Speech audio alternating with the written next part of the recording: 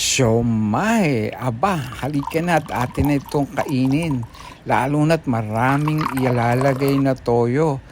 Tapos lalagyan pa natin ito ng ating paboritong kalamansi. At pipigain natin ng pigang-piga para lalo lumabas ang katas ng maasim na kalamansi.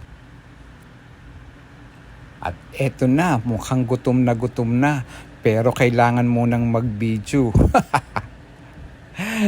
Pinipigilan pa niyang kumain. Oops, tumingin pa sa likod.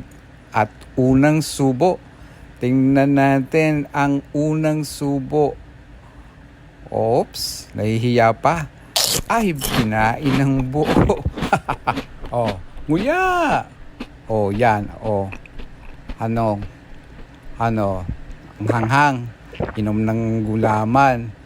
Yan, dahan-dahan kasi. Oh, punas muna. Oh, yan.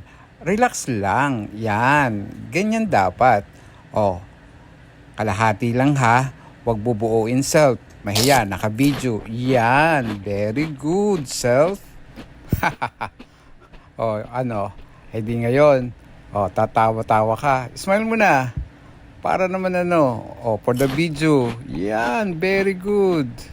O self, sa parteng ito, naiisip mo, di ba, na parang gusto mong umorder pa ng rice.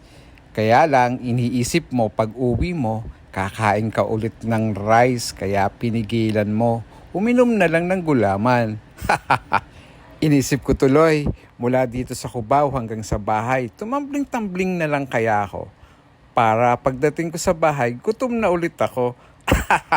Mindset ba? Aba, nasabi ko na rin ang tumambling. Pagkakataon ko na ito, i-congratulate Mr. Carlos Yulod, the most decorated Filipino gymnast of all time. Peruin mo, Olympic gold medals, 2 pa. Ikaw na.